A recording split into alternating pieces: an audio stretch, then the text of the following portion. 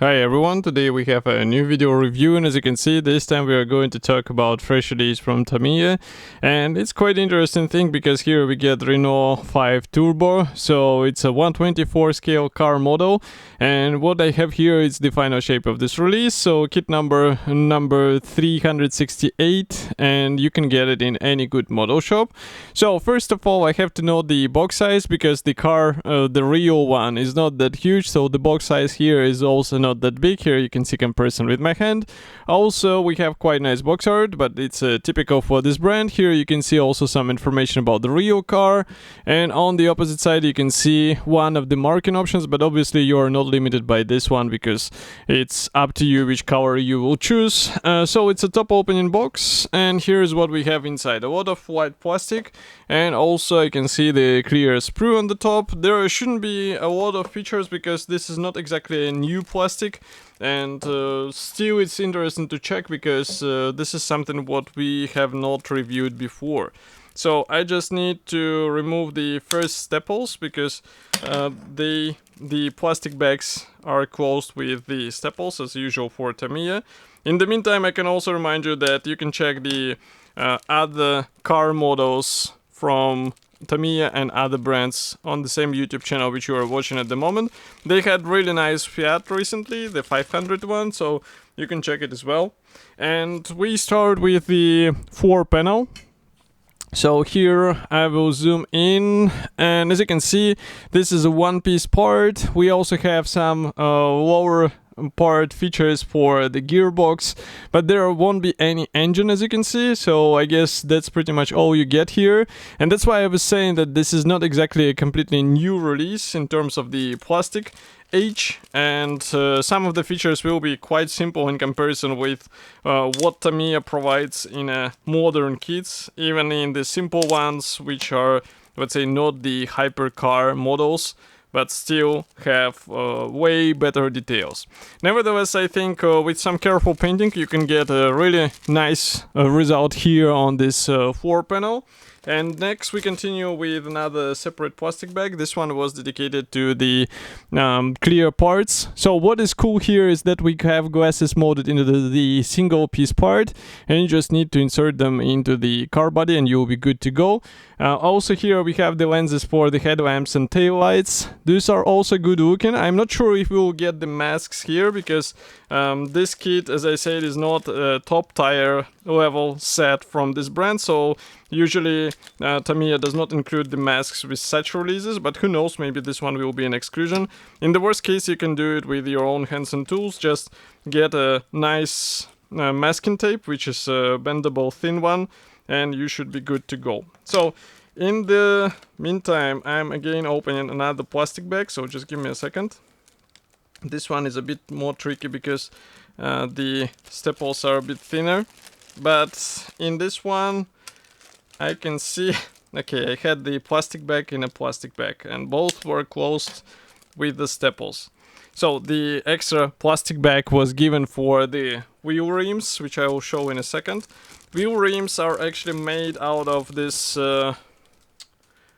chrome-like plastic, so here you can see them, and I know that professional modelers will actually remove all of this stuff and try to repaint it with their chrome coating, so it's up to you whether you are okay or not with such finish. Maybe you can also repaint them in a completely different color. For me they look okay, so with some washing applied they should be fine for a standard out-of-the-box build. And note that we get two different widths, just like on the real car, so there's nothing different in terms of this part. And as for the car body, so this one is molded as a single piece part. As you can see, it's not that huge, and we have the doors, the bonnet, and the trunk molded in. So this is something what you will not be able to fix. Of course, you have to delete this tab.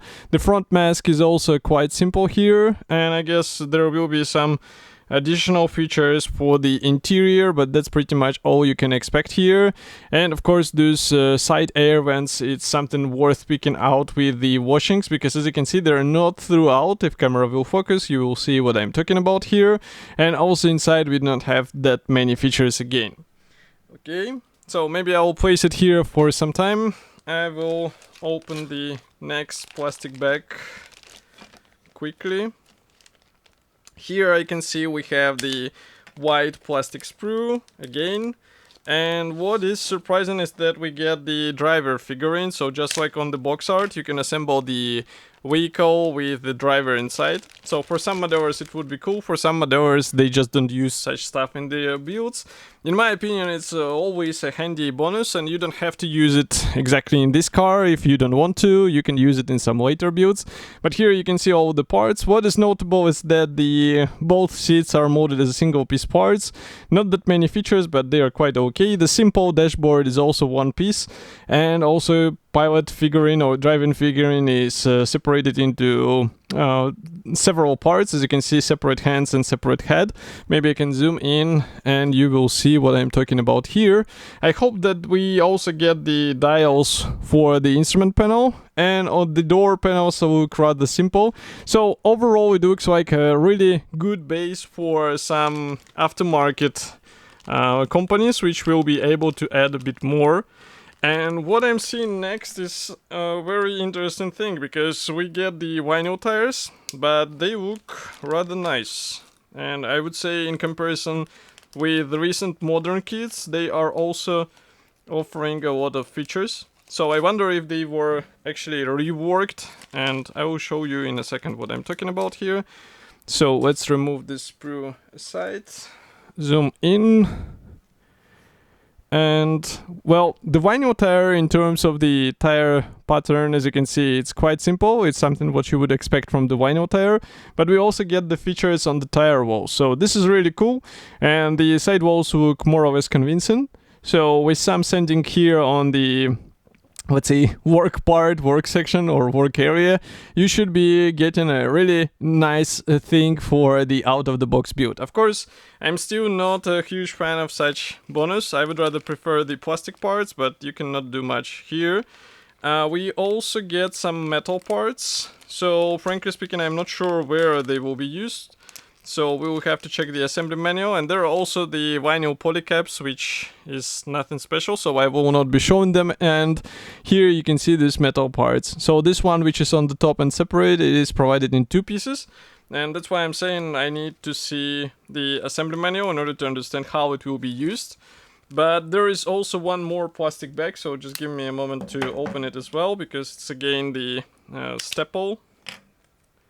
We get the decals there. And it's not a huge decal sheet, but it's visible that this is the new one. And what is interesting is that we get the decals for the seats. We also get the decals for the instrument panel. And of course, all of the outer logos are included here. And these turbo writings are quite cool. I think it's worth using them because it gives this 70s finish to the car, and or 80s if you prefer. What else is included here is the assembly manual, obviously. So here I will close the lenses a bit and zoom out. As you can see, this is a still traditional black and white brochure from Tamiya, so nothing special. And I do not see any separate marking guide. So if you would like to get a bit more detailed instructions, you should use some reference photos from the real car photos. But we have the short history note here on the first page. Then if I open it, here you can see some recommended tools. Assembly process surprisingly starts with the wheels, and then we proceed with the floor panel. So as you can see, floor panel should be painted into several shades, so pay attention to this. And we also have the separate rear cover, I guess. No, that's the front one, because we have also attachment of the steering rack. And this metal bar was actually used for the wheels, and these small metal pins are used for the rear wheels. Next we continue with interior. So here you assemble the dashboard. Again, a lot of masking will be used because that's how it is on the real car. Then we continue with the floor panel. So we install the interior here, and also the seats. As you remember, we have the decals for the seats. So, and we also have the driver figurine, as you remember. Here we have the marking guide for the car body, and also some internal elements, for example the rear view mirror getting installed onto the clear part. Here we continue with the door panels getting installed onto the car body, and then you just install the base with the wheels into the car body. We also have the screen wipers, the lenses for the headlamps, Again, another screen wiper for the tail and also the tail lamps. And here we have the marking guide on how to apply the decals on your car. And on the back we have some instructions on how to paint the model and apply decals. But overall I think it's a very interesting vintage offering, and considering the fact that there are no other alternatives of this car in 1/24 scale, so this might be the only choice if you would like to have this Renault in your collection. And of course I will be happy to hear your opinion, so do not forget to write it here in the comment section below, and I will see you in the next video review as usual. Thank you for joining me today, and bye.